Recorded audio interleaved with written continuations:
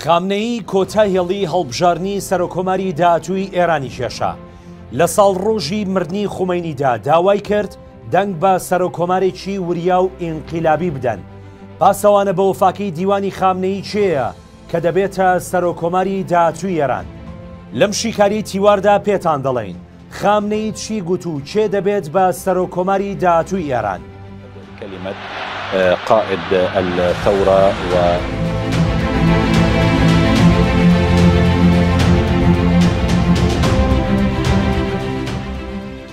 دوێنێ دووشەممە سەی حوزەیران کۆتا ڕۆژی خۆتۆمارکردن بوو بۆ بربژێرانی هەڵبژارنی سەرۆکایەتی کۆماری ئێران و هاوکات ساڵ ڕۆژی مردنی خومەینی بوو. خامنەیی ڕێبەری باڵای ئێران لە وتارێکدا دوێنێ دووشەممە هێڵێکی تازەی بۆ دیاریکردنی سەرۆکۆماری داهاتووی ئێران کێشا.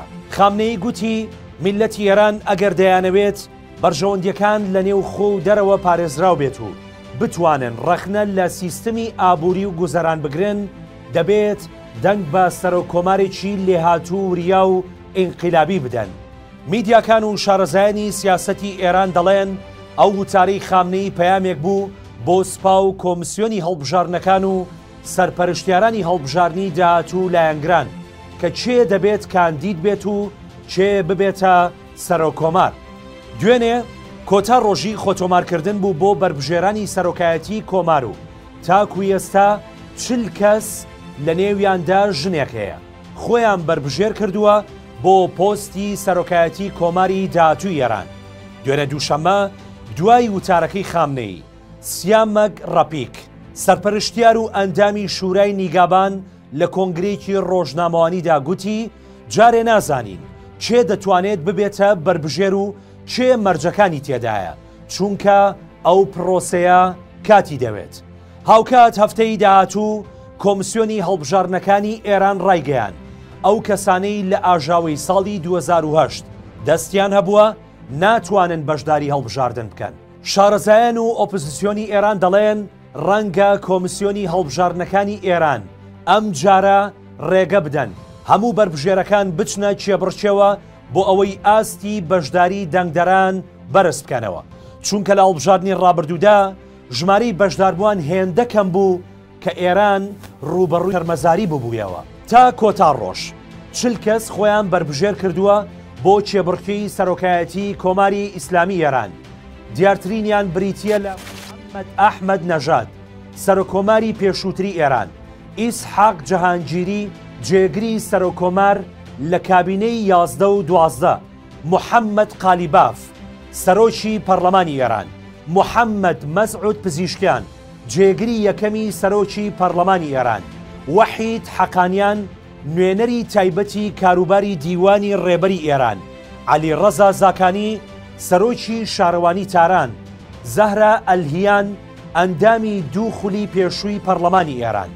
هەروەها بەهێزترین بربژێریش سەعید جەلیلی نوێنەری خامنەییە لە ئەنجومەنی باڵای ئاسایشی نیشتیمانی ئێران.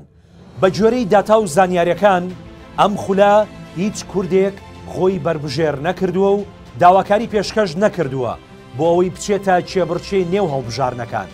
هاوکات هاوشێوەی هەڵبژاردننی پێشوو پرۆسەکە لە ڕۆژهەڵاتی کوردستان هیچ گرنگی پێنادرێت. بە جۆرەی میدیا و شارەزایانی سیاسەتی ئێران و هاوکات توێژینەوە و ڕاپرسیەکان بەهێزترین بربژێر بۆ وەرگرتنی پۆستی سەرۆکۆماری داهاتووی ئێران سەعید جەلیلیە. سەعید جەلیلی بەهۆی ئەوەی لە یەک کادا نوێنەری خامنەییە لە ئەنجومەنی باڵای ئاسایشی نیشتیمانی ئێران، ئەندامی ئەنجومەنی پەیوەندیەکانی دەرەوەی ئێران و ئەندامی ئەنجومەنی باڵای دیاریکردنی بەرژەوەندیەکانی کۆماری ئیسلامی ئێرانە. هاوکات لە دوو خولی ڕابردوودا چێبڕچەی بەهێزی بەدەستێنانی ئەو پۆستەی کردووە بۆیە بە ئەگەرێکی زۆرەوە دەبێتە سەرۆکۆماری داهاتووی ئیسلامی ئێران. بۆیە وتارەکەی خامنەیی لە ساڵ ڕۆژی مردنی خومەینیدا ئەو هێڵەی دیاری کرد و پردێکی دروست کرد تا سەعید جەلیلی بەسەریدا بپەڕێتەوە و ببێتە سەرۆکۆماری داهاتووی ئیسلامی ئێران چونکە ئەو مەرجانی خامنەیی دیاریکردن لە سەعید جەلیلیدا هەن و ئەوەش خواستی خامنەییە کە سەرۆکۆماری ئێران پاسەوانێکی بە وەفای دیوانەکەی بێت و هەمیشە لە ژێر هەژمونی ئەودا بمێنێتەوە.